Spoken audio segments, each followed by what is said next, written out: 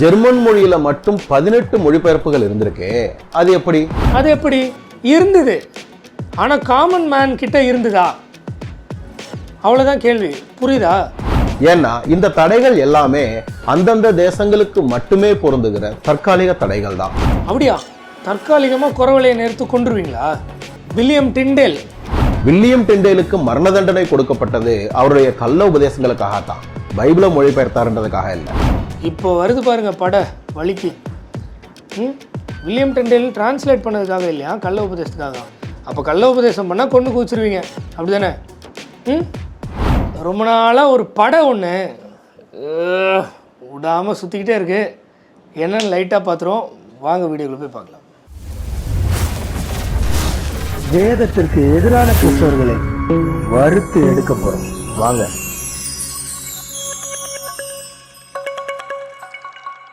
பைபிளை சொந்த மொழிக்கு மொழிபெயர்த்தவங்களை எல்லாம் கத்தோலிக்க சபை இரக்கமே இல்லாம கொண்டுச்சு. நமது அண்ணன் அஞ்சாசிங்கம் மார்ட்டின் லூத்தர் தான் சபையினுடைய அடக்குமுறைக்கு பயப்படாம பைபிளை முதலா ஜெர்மன் மொழிக்கு மொழிபெயர்த்தார் அப்படின்னு ஒரு வதந்தி ரொம்ப நாளா ஊரை சுத்திக்கிட்டு இருக்கு. சரி, அண்ணன் வந்து 2 விஷயத்தை கம்பைன் பண்ணி ஒரு வதந்தின்னு சொல்கிறாரு. அது 2 விஷயம் என்னென்னா, முதல்ல ரொம்ப நாளாக பைபிளை மொழிபெயர்த்தவர்கள் எல்லாம் கத்தோலிக்க சபை கொண்டுக்கிட்டு இருந்தது. 2வது, அது மார்ட்டின் லூத்தர் தான் தைரியமாக பண்ணார். சரி, இதில் முதல் வதந்தியை பற்றி முழுசாக பார்த்துருவோம், சரியா? கத்தோலிக்க சபை தன்னுடைய அதிகாரத்தை வச்சு பைபிளை மொழிபெயர்த்த நபர்களை கொன்று குவிச்சுதா இல்லையா? ஆமாவா இல்லையான்னு மட்டும் பதில் சொல்லணும். மழைக்கு கூட வரலாற்று பக்கம் ஒதுங்காத ப்ராடஸ்டன்ட் தற்குறிகள் இந்த கட்டுக்கதையை உண்மைன்னு நம்பிக்கிட்டு பார்க்குற கத்தோலிக்கட்டை எல்லாம் வாந்தி எடுக்குதுங்க. சரி, அது யாருன்னு தெரில, சரியா? நான் கேட்குறேன், வேதத்தை லத்தீன் மொழி தான் வந்து அஃபிஷியலாக பைபிள் இருக்கணும், லாட்டினில் இல்லாமல் இருக்கக்கூடாது, அதை டிரான்ஸ்லேட் பண்ணக்கூடாது, மற்ற பதிப்புகளை யாரும் வைக்கக்கூடாது, யார் வச்சுருந்தாலும் அவங்களுக்கு மன்னிக்கப்படாது அப்படின்னு சட்டம் போட்டு ஒடுக்கி சில பல கொலைகளை பண்ணிச்சா இல்லையா? தற்குறி அப்படின்றீங்க இல்லையா? நீங்கள் ஜெனியூனா பண்ணிச்சா இல்லையான்னு பதில் மட்டும் சொல்லணும், எஸ் ஆர் நோ. அதுக்கு ரீசன் பல கொடுத்துருக்கலாம். அவன் தவறான உபதேசத்தை உள்ளே கொண்டு வரான், என்ன வேணால் கொடுக்கலாம். கொன்னுச்சா இல்லையா? கொன்று குவிச்சுதா இல்லையா? இல்லைன்னு எவனாலையும் சொல்ல முடியுமா? இப்போது நான் திரும்பவும் சொல்கிறேனே, இது ஒரு சண்டை மாதிரி கொண்டு போகிறாங்க ப்ராட்டஸ்டன்ட் கேத்தலிக்ஸ்.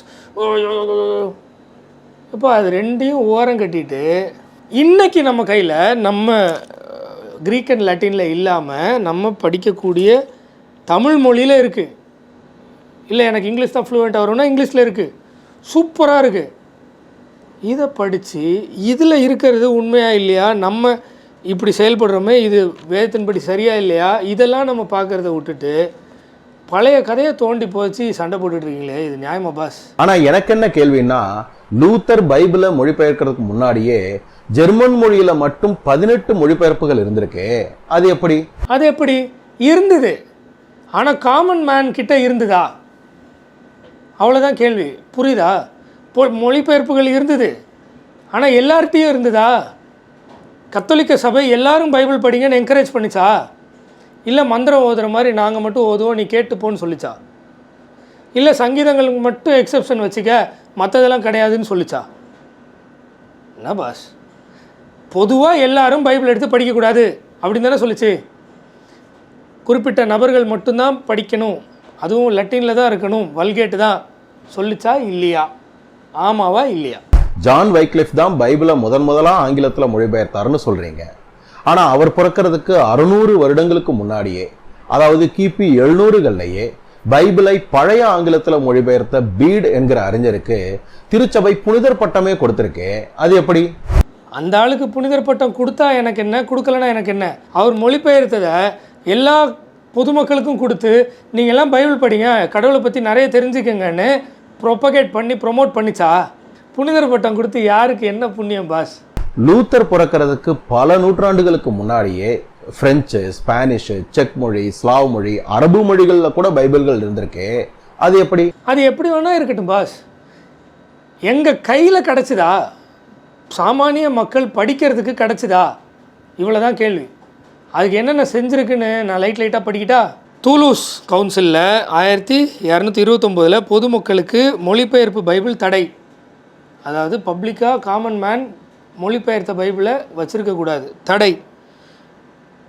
டாரகோனா, நான் இப்போ ப்ரொனவுன்சியேஷன்லாம் கரெக்டாக சொல்கிறேன்னு தெரியாது பாஸ், ஆனால் நீங்கள் கூகுளில் போட்டு மேட்ச் பண்ணி அந்த வருஷம் சொல்கிறேன்ல அதை மேட்ச் பண்ணி செக் பண்ணிக்கோங்க. 1234, அதாவது 1234 பைபிள் நகல்கள் பிஷப்பிடம் ஒப்படைத்து எரிக்க வேண்டும். பைபிள் நகல்கள் தான், தவறான பைபிள் இல்லை, பைபிள் நகல்கள் பிஷப்பிடம் ஒப்படைத்து எரிக்க வேண்டும். ஆக்ஸ்ஃபோர்டு 1400 விக்லிஃப் அவங்களுடைய டிரான்ஸ்லேஷனை தடை பண்ணணுன்றதுக்காகவே பிஷப் அனுமதி இல்லாமல் யாரும் டிரான்ஸ்லேட் பண்ணக்கூடாது, ஏன்னா பொதுமக்களுக்கு போய் சேரக்கூடாது. சரியா? நாங்கள் மந்திரம் ஓதுகிற மாதிரி வல்கேட்டில் நாங்கள் ஓதுவோம், நாங்கள் தான் பெரிய ராஜாக்களாக இருப்போம், ஆண்டவரே எல்லாரையும் ராஜாக்களாகவும் ஆசாரியனாகவும் மாற்றிட்டேன்னதில் அதெல்லாம் தேவையில்லடா டேய் படா தப்புற சாவடிச்சிருவேன். எல்லாருக்கும் காமனாக கிடைக்கக்கூடாது. கொன்று குவிச்சுதா இல்லையா? ட்ரெண்ட் அனுமதி இல்லாமல் ஏதாவது வச்சுருந்தா, அதாவது ஏதாவதுனா அந்த அப்படி இல்லை தவறான பைபிள் அனுமதி இல்லாமல் வச்சுருந்தா, அனுமதி இல்லாத டிரான்ஸ்லேஷன்ஸ் வச்சுருந்தா அதுக்கு மன்னிப்பே கிடையாது அப்படின்னு ஒரு ரெசல்யூஷன், சரியான ரெசல்யூஷனில். பொறாமைனாலேயோ வஞ்சகத்தினாலேயோ சுவிசேஷம் பிரசங்கப்பட்டால் சந்தோஷம்னு சொன்னவர் ஆண்டவர். சரியா? எவனும் டிரான்ஸ்லேட் பண்ணக்கூடாது, காமன் மேன் படிக்கக்கூடாதுன்னு சொன்னது கத்தோலிக்கம். புரொட்டஸ்டன்ட் பைபிளை சாத்தானின் புஸ்தகம்னு பல பேர் சொன்னாங்க. சரியா? பல பேர்னா போப்புகள் சொன்னாங்க. ஒரே கேள்வி என்னென்னா, புரொட்டஸ்டன்ட் பைபிள் சாத்தான் அப்படிலாம் சொல்கிறீங்கள, கேத்தலிக் பைபிளுக்கும் புரொட்டஸ்டன்ட் பைபிளுக்கும் கண்டென்ட்டில் ஏதாவது மாறி இருக்கா? வேர்ட்ஸ் மாறி இருக்குது, ஓகே, அது வேறு நடை, இது வேறு நடை. கண்டென்ட் பொருளில் ஏதாவது மாறி இருக்கா?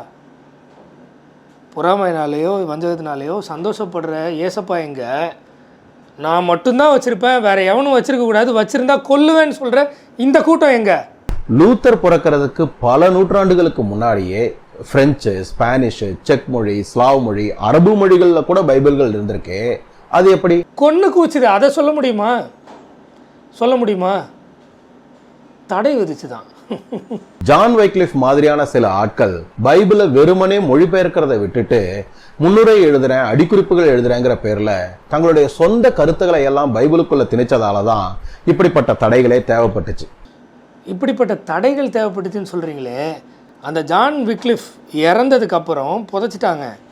பல வருடங்கள் இல்லை, பல வருடங்கள் கழித்து 1415 கத்தோலிக்க சபை அவர் புதைச்ச இடத்த தோண்டி அவர் எலும்பெல்லாம் எடுத்து எரிச்சுது. அதை சொல்ல முடியாது? ஒரு வன்மம், வெறி, அப்படி ஒரு கேவலமான அருவருப்பான செயல் தானே அது. ஆமாவா இல்லையா? ஒரு நபர் வேதத்தை டிரான்ஸ்லேட் பண்ணாருன்றதுக்காக, அதுதான் உண்மை. சரி, நீங்கள் அவர் தவறான உபதேசத்தை கொண்டு வந்தார், சரி அப்படியே இருக்கட்டும். கொன்று போட்ட எலும்பை எடுத்து எரிச்சிடணும் அப்படின்னு எரிக்கிறது ஒரு நல்ல செயல், கத்தோலிக்க சபை செய்யக்கூடிய செயல். ஆண்டவருக்கு நேரடியாக அவங்க தான் கட்டினதுன்னு சொல்கிறவங்க செய்கிற செயலா இது? ஆண்டவர் அதுதான் சொன்னாரா? 2 சீசர்கள் கோவப்பட்டாங்க, எலியா செய்தது போல் வானத்துலேருந்து இறக்கிடலாமான்னு. டேய் என்ன ஆவி உடையவன்னு பாடுறா அப்படின்னு என்னுடைய ஆண்டவர், வேதத்தின் ஆண்டவர் ஏசப்பா சொன்னார். ஆனால் நீங்கள் கொன்று செத்து போனவனை நோண்டி எடுத்து எரிக்கணுன்றீங்க. அதை சப்போர்ட் பண்ணுறதுக்கு மறைமுகமாக இப்படி பேசிகிட்டு இருக்கீங்க. ஆனா அப்பவும் கூட ஏற்கனவே இருந்த இங்கிலீஷ் பைபிள்களை படிக்கிறதுக்கு திருச்சபை எந்த தடையும் விதிக்கல. ஏன்னா இந்த தடைகள் எல்லாமே அந்தந்த தேசங்களுக்கு மட்டுமே பொருந்துகிற தற்காலிக தடைகள் தான். அப்படியா? தற்காலிகமாக குறவலையை நேர்த்து கொண்டுருவீங்களா? வில்லியம் டிண்டேல், சரியா, இங்கிலாண்டில் அவர் புதிய ஏற்பாட்டை கிரேக்க மொழியிலிருந்து டைரெக்டாக டிரான்ஸ்லேட் பண்ணார். கத்தோலிக்க சபை அவரை கடுமையாக எதிர்த்தது. ஆமாவா இல்லையா? 1536 கத்தோலிக்க சபை அவங்களுடைய அதிகாரத்தினால முதல்ல குறவழியை நெரிச்சு கொண்டுட்டாங்க, கொன்று எரிச்சாங்க. இதையும் சொல்ல மாட்டீங்க பாஸ்? ஏன் பாஸ்? ஆமாம் எரிச்சா சொல்ல முடியுமா பாஸ் உங்களால்? இன்றைக்கி உங்கள் மனசாட்சியே உங்களுக்கு உறுத்தும். ஆனால் மனசாட்சியே இல்லாத காரியங்களை சபைன்னு சொல்லப்பட்டு இயேசு பேரை சொல்லி செஞ்சாங்க. ஒத்துக்கணும் பாஸ், மனசாட்சின்னு ஒன்று இருந்தால் ஒத்துக்கணும். யாரும் பைபிளை எந்த காலத்திலையுமே மொழிபெயர்க்க கூடாது அப்படின்னு திருச்சபை எப்பவுமே சொன்னதில்லை. ஆனால் வால்டன்சியன்ஸ் தெரியும்ல, தெரியாதா? பீட்டர் வால்டோ அப்படின்ற நபர் தன்னுடைய ஃபாலோவர்ஸுக்கு பகுதிகளை, இந்த பைபிளில் உள்ள பார்ட்ஸை பிரெஞ்சு மொழியில் மொழிபெயர்த்தார். அவர்களை இந்த கத்தோலிக்க சபை துரோகிகள்னு சொல்லிச்சு. பல பேரை கொன்று குவிச்சுது. பல பேரை, ஒருத்தர் 2 பேர் இல்லை, பல பேரை கொன்று குவிச்சுது. நெருப்பு கொளுத்தி பல பேரை கொன்னுது.